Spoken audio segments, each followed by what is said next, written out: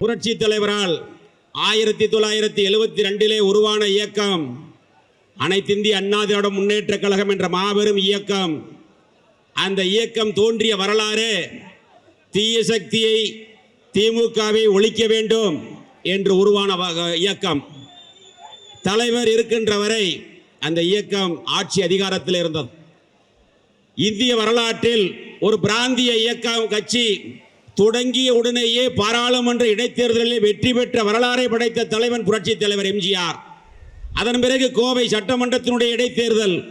இந்த 2 இடைத்தேர்தலுக்கு பிறகு 1977 இயக்கம் ஆரம்பித்த 5 ஆண்டுகளிலே ஆட்சி அதிகாரத்தில் இருந்து 11 ஆண்டுகாலம் தமிழகத்தை ஆட்சி செய்தவன் புரட்சி தலைவர் எம்ஜிஆர் அவர்கள். ஆனால் இன்று அந்த வரலாறை உடைத்து ஒரு சரித்திர சாதனை படைத்தவர் புரட்சி தளபதி நம்முடைய தமிழகத்தினுடைய முதலமைச்சர் விஜய் அவர்கள் என்பதை நாம் நன்கு அறிய வேண்டும். இயக்கம் ஆரம்பித்த 2 ஆண்டுகளிலே தமிழகத்திலே ஒரு மாற்றத்தை ஏற்படுத்தி ஒரு அரசியல் புயலை உருவாக்கி ஒரு அரசியல் மாற்றத்தை உருவாக்கி இன்று ஆட்சி அதிகாரத்தில் இருந்து தமிழகத்திலே முதலமைச்சராக இருக்கிறார் என்று சொன்னால் அது சாதாரண மாற்றம் அல்ல, ஒரு தலைமுறை மாற்றம் என்பதை நாம் புரிந்து கொள்ள வேண்டும். இந்த அரசியல் மாற்றம் என்பது ஒரு தலைமுறை மாற்றம். அதே போல தலைவருக்கு பிறகு இந்த இயக்கத்தை வழிநடத்திய தங்க தலைவி புரட்சி தலைவி அம்மாவுடைய கொள்கையும் அதேதான். தீய சக்தி திமுகவை ஒழிக்க வேண்டும் என்று நோக்கத்தோடு தமிழகத்தினுடைய முன்னேற்றத்திற்காக தன் வாழ்நாளை அர்ப்பணித்த தலைவி தங்க தலைவி புரட்சி தலைவி அம்மா அவர்கள். அம்மாவுடைய மறைவிற்கு பிறகு இந்த மேடையில் வீட்டிருக்கக்கூடிய முன்னாள் அமைச்சர்கள், சட்டமன்ற உறுப்பினர்கள், அனைத்து இந்திய அண்ணா திராவிட முன்னேற்ற கழகத்தை சார்ந்தவர்களுடைய துணையோடு 4 ஆண்டுகள் 2 மாதம் அம்மாவுடைய அரசு நடந்தது. இப்பொழுது பொதுச் செயலாளராக இருக்கக்கூடியவரை நாங்கள் எல்லாம் சேர்ந்துதான் பொதுச் செயலாளராக உருவாக்கினோம். ஆனால் அவருடைய தவறான முடிவுகளால் இன்று இந்த இயக்கம் தள்ளாடி கொண்டிருக்கிறது என்பதற்கு இதுதான் மிகப்பெரிய உதாரணம். உண்மையை சொன்னால் துரோகி என்று சொல்கிறார். உண்மை எடுத்து சொன்னால் யார் துரோகி என்பதை நீங்கள் புரிந்து கொள்ள வேண்டும். திராவிட முன்னேற்ற கழகத்தோடு சேர்ந்து ஆட்சி அமைக்கலாம் என்று சொல்வது சரியா என்று இந்த இயக்கத்திலே இருந்து விலகி இன்று தமிழக வெற்றி கழகத்திலே இணைத்துக் கொள்ள வந்திருக்கக்கூடிய ஒவ்வொரு தொண்டனும் நினைத்து பார்த்துத்தான் இன்று புரட்சி தளபதி தலைமையை ஏற்று இங்கே இந்த இயக்கத்தில் தங்களை இணைத்துக் கொள்ள வருகின்றிருக்கிறார்கள் என்பதை நாம் எண்ணி பார்க்க வேண்டும். 42 ஆண்டுகள் இயக்கத்தில் உறுப்பினராக இருந்து 25 ஆண்டுகள் தீவிர அரசியலிலே இருந்தவன் நான். பல்வேறு உள்ளாட்சியிலே பல்வேறு பதவிகளில் இருந்து புரட்சி தலைவி அம்மா அவர்கள் அடையாளம் காட்டப்பட்டு 5 ஆண்டுகள் போக்குவரத்து துறை அமைச்சராக பதவி கொடுத்து அழகு பார்த்த தாய் புரட்சி தலைவி அம்மா அவர்கள். கரூர் சட்டமன்றம் என்று சொன்னாலே உங்களுக்கு நன்றாக தெரியும். அது தமிழக வெற்றி கழகத்தினுடைய வரலாற்றில் ஒரு கரும்புள்ளியாக இருந்தது கரூர் சம்பவம் என்பதை நீங்கள் தெரிந்து கொள்ள வேண்டும். 41 அப்பாவி உயிர்கள் இறந்தது தளபதி அவர்கள் கரூர் வருகையின் போது. அது மட்டுமல்ல, கரூர் சட்டமன்றம் என்பது தமிழகத்தில் இருக்கக்கூடிய 234 தொகுதிகளிலும் இருக்கக்கூடிய அரசியல் விமர்சகர்களும் அரசியல் பார்வையாளர்களும் உற்று நோக்கக்கூடிய ஒரு தொகுதியாக இருந்தது. ஏனென்று சொன்னால் அந்த தொகுதியில் அதிகாரத்தினுடைய உச்சத்தில் பல்வேறு பொய் வழக்குகளையும் பணத்திமிரில் தன்னுடைய அதிகாரத்திலும் பணத்தை வைத்து ஜெயித்து விடலாம், ஆட்சி அதிகாரத்துக்கு வந்து விடலாம் என்று சொன்னவர்களுக்கு மத்தியில் மிகப்பெரிய போராட்டத்திற்கு இடையில் நாம் வெற்றி பெற்றோம். இருந்தாலும் வெற்றி பெற்ற பிறகும் சட்டமன்ற உறுப்பினர் பதவியை துறந்து இன்று புரட்சி தளபதியினுடைய தலைமையில் இந்த இயக்கத்தில் கரூர் மாவட்டத்தில் இருக்கக்கூடிய அனைத்து இந்திய அண்ணா திராவிட முன்னேற்ற கழகத்தின் நிர்வாகிகள் அத்தனை பேரும் இங்கே வருகின்ற தங்களை இதில் இணைத்துக் கொண்டிருக்கிறார்கள் என்று சொன்னால் இன்று அரசியலுடைய நிலை என்ன என்பது தெரியும். ஒரு தலைவன் சரியான முடிவு எடுக்காமல் இருந்தால் அந்த இயக்கம் எப்படி போகும் என்பதற்கு உதாரணம் தான் இன்றைய நிலை என்பதை நீங்கள் தெரிந்து கொள்ள வேண்டும். அப்பேற்பட்ட மிகப்பெரிய இயக்கம் 1.5 கோடி தொண்டர்கள் இருக்கிறார்கள். அடிமட்ட தொண்டனுடைய உணர்வை புரிந்து கொள்ள வேண்டும். நான் பல மேடைகளில் பேசும் பொழுது சொல்வேன், கீழே இருக்கக்கூடிய தொண்டன் கொடி பிடித்தால்தான் அந்த இயக்கத்தினுடைய தலைவன் கோட்டையிலே கொடியேற்ற முடியும் என்பதை புரிந்து கொள்ள வேண்டும். அப்பேற்பட்ட மாபெரும் இயக்கம், அந்த இயக்கம் திராவிட முன்னேற்ற கழகத்தோடு சேர்ந்து ஆட்சி அமைக்கலாம் என்று சொல்கிறார்கள். அதை பற்றி எல்லாம் கவலைப்படாதவர்கள் உண்மையை எடுத்து சொன்னால் துரோகி என்று சொல்லுகிறார்கள். எனவே இன்று தமிழகத்தில் ஒரு மிகப்பெரிய அரசியல் புரட்சி ஏற்பட்டிருக்கிற, தமிழகத்தில் அல்ல இந்தியாவே திரும்பி பார்க்கின்ற வகையில் நம்முடைய புரட்சி தளபதி நம்முடைய முதலமைச்சர் அவர்கள் ஒரு அரசியல் மாற்றத்தை ஏற்படுத்தி இருக்கிறார். இப்பொழுது மட்டுமல்ல, தலைவர் இருக்கின்ற வரை 11 ஆண்டுகள் 3 முறை தமிழகத்தினுடைய முதலமைச்சராக இருந்தார்.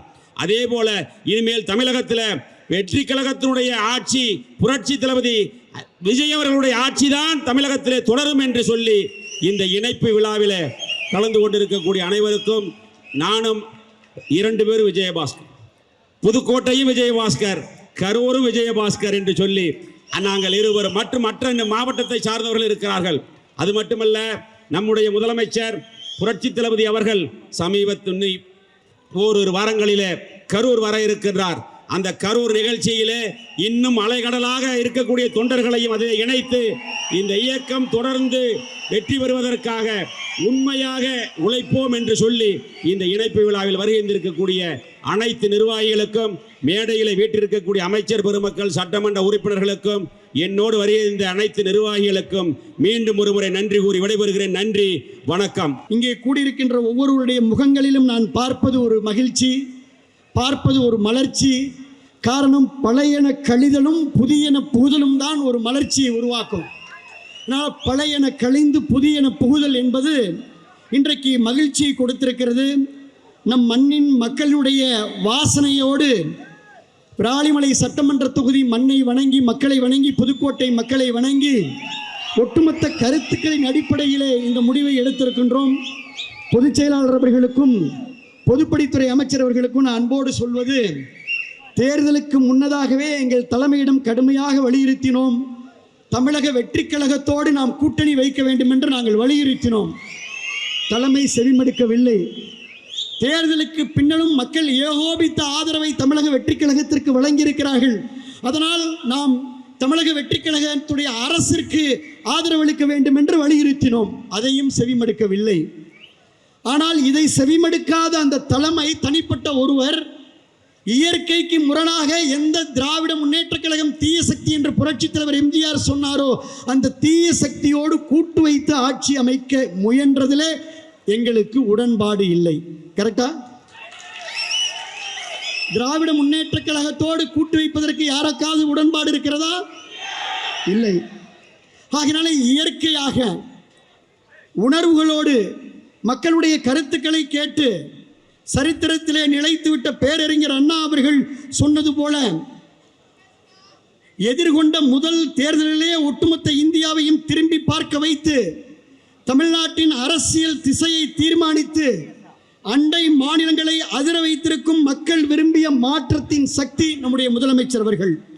தமிழ்நாடு அரசியல்ல சத்தமின்றி, அதாவது விசில் சத்தத்தை சத்தமின்றி, தமிழ்நாடு அரசியலில் சத்தமான விசில் சத்தத்தை சத்தமின்றி மௌன புரட்சியாக ஒரு மாபெரும் அரசியல் புரட்சி நிகழ்த்தியிருக்கக்கூடிய முதலமைச்சர் நம்முடைய முதலமைச்சர் அவர்கள். தமிழ்நாட்டு மக்களை தன் நெஞ்சிலே குடி வைத்திருக்கும் ஒரு மகத்தான தலைவரை நாம் பெற்றிருக்கின்றோம். தமிழக வெற்றி கழக குடும்பத்திலே இன்றைக்கு நாங்கள் இணைத்து கொண்டிருக்கின்றோம். இன்றைக்கு தமிழ்நாட்டு மக்களின் கனவுக்கு ஒரு பாதை கிடைத்திருக்கிறது. எளிய மக்களின் குரலுக்கு செவிமடுக்க ஒரு இயக்கம் கிடைத்திருக்கிறது. நம் மண்ணுக்கும் மக்களுக்கும் சேவையாற்ற ஒரு களம் கிடைத்திருக்கிறது. மாற்றத்தை விரும்பிய ஒவ்வொரு மனசுக்கும் நமக்கு நம்பிக்கை கிடைத்திருக்கிறது. இன்னும் சொல்ல போனால் மிக முக்கியமான தொண்டர்களை, இங்க இருக்கக்கூடிய தொண்டர்களை தொண்டர்களாக அல்ல தோழர்களாக அரவணைக்கின்ற ஒரு லீடர்ஷிப் குவாலிட்டியான தலைமை பண்பு உள்ள தலைமையை நாம் பெற்றிருக்கின்றோம். அதனால் இந்த இணைப்பு மகிழ்ச்சியை கொடுக்கிறது, மலர்ச்சியை கொடுக்கிறது, நம்பிக்கையை கொடுக்கிறது, புத்துணர்ச்சியை கொடுக்கிறது. தாவேக்கா வேறு, தமிழ்நாடு வேறல்ல என்ற மக்களின் தீர்ப்பை மனதிலே ஏந்தி வரவிருக்கும் எல்லா தேர்தல்களிலும் இனி தமிழக வெற்றி கழகம் வெற்றி பெறும். உறுதியான அந்த ஒற்றை தலைமையிலே நாம் பயணித்து வெற்றி வாகை சூடுவோம். உங்களுக்கு துணை நிற்போம், உழைப்போம்.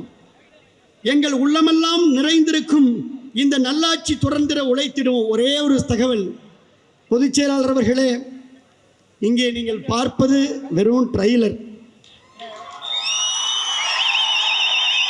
ஏன்னா நீங்கள் புதுக்கோட்டையை சென்னைக்கு வர சொல்லிட்டீங்க. 7 மணி நேரம் பயணித்து புதுக்கோட்டையும் திருச்சியும் தஞ்சையும் டெல்டாவும் பெரம்பலூரும் இன்னைக்கு நாகப்பட்டினமும் சிவகங்கையும் இன்னைக்கு இங்கே வந்திருக்கு. இது வெறும் ட்ரெய்லர். நீங்கள் தலைமையிடம் அனுமதி வாங்கி கரூரும் சேர்த்து, அது எப்போது உடன்படுது சேர்த்து மெயின் பிக்சரை டெல்டாவில் காட்டுறோம். இது வெறும் ட்ரெய்லர். மெயின் பிக்சரை நம்முடைய தலைமையினுடைய முதலமைச்சருடைய அனுமதி பெற்று டெல்டா மண்ணில் நம் தமிழக வெற்றி தலைவர்களுடைய ஆணைக்கிணங்க தமிழ்நாடே திரும்பி பார்க்கின்ற அளவிற்கு மாபெரும் இணைப்பு விழாவை, இன்னொரு இணைப்பு விழாவை, மாற்றத்திற்கான மக்களின் உணர்வை உலகறிய செய்வோம். மாப்பிள்ளை பரிவேஷுக்கு தெரியும், புதுக்கோட்டையில் நாங்கள் தயாராக இருக்கிறோம், டெல்டாவில் தயாராக இருக்கிறோம். ஆகையினாலே தமிழ்நாட்டில் இனி எந்த தேர்தல் வந்தாலும் அந்த தேர்தலிலே தமிழக வெற்றி கழகம் வெற்றி பெறும். நாங்கள் உழைக்க வருகை தந்திருக்கின்றோம், ஒத்துழைக்க வருகை தந்திருக்கின்றோம், துணை நிற்க வருகை தந்திருக்கின்றோம். ஆகையினால இந்த நல்ல வாய்ப்பிற்கு நான் நன்றி சொல்லி, எவ்வளோ பெரிய மாநாடாக இருந்தாலும் 2 கோரிக்கை சொல்லணும். தலைமையிடம் நீங்கள் எடுத்து சொல்லணும். அச்சாரியன்ஸ் மினிஸ்டர்லாம் உற்று நோக்கிறார். ஒன்று, காவிரி வைகை குண்டாரை கடந்த ஆட்சியிலே கிடப்பிலை போட்ட அந்த திட்டத்தை நம்முடைய தமிழக வெற்றி கழகத்திலே மீண்டும் வெட்டி 7 மாவட்ட விவசாயிகளுக்கு காவிரி நீரை வழங்க வேண்டும். இங்கே நிறைய ஜல்லிக்கட்டு தலைவர்கள்லாம் வந்திருக்காங்க. எங்களுடைய உயிர் ஜல்லிக்கட்டுக்கு நம்முடைய அரசு நிச்சயமாக துணை நிற்கும், நம்புகிறோம். நீங்கள் பார்த்துக்குவீங்க, ஏற்கனவே சொல்லியிருக்கீங்க துணை நிற்க வேண்டும் என்று சொல்லி எங்களை இணைத்து கொண்டதற்கு எங்களுடைய மக்கள் சக்தி தலைவர் அவர்களுக்கு, தமிழக வெற்றி கழகத்துடைய தலைவர் மாண்புமிகு முதலமைச்சர் அவர்களுக்கும், வருகை தந்து எங்களை பெருமைப்படுத்தி ஊக்கப்படுத்தி உற்சாகப்படுத்திய பொதுச் செயலாளர் உள்ளிட்ட அனைத்து மாண்புமிகு அமைச்சர் பெருமக்கள் அத்துணை பேருக்கும், அனைத்து தமிழக வெற்றி கழகத்துடைய சட்டமன்ற உறுப்பினர் அத்துணை பேருக்கும், எங்களுடைய முன்னாள் அமைச்சர்கள், எங்களுடைய முன்னாள் சட்டமன்ற உறுப்பினர், ஒன்றிய செயலாளர், காலையில் 6:30 மணிக்கெல்லாம் அரங்கம் நிரம்பி வழிந்தது. இப்போ உங்களை பார்க்குற ஆர்வத்தில் தான் சேரை விட்டுட்டு வந்து முன்னாடி நின்றுட்டு இருக்கிறாங்க. ஆகினால என்னுடைய உரையை நேர காலம் கருதி இத்தோடு முடித்து கொண்டு மீண்டும் ஒரு முறை நன்றி நன்றி நன்றி என்று விஜயபாஸ்கர் எம்ஆர் விஜயபாஸ்கர் சார்பில் விஜயபாஸ்கர் ஸ்கொயர் சார்பில் நன்றியை தெரிவித்துக் கொண்டு விடைபெற்றுக் கொள்கின்றோம். நன்றி, நன்றி கலந்த வணக்கம்.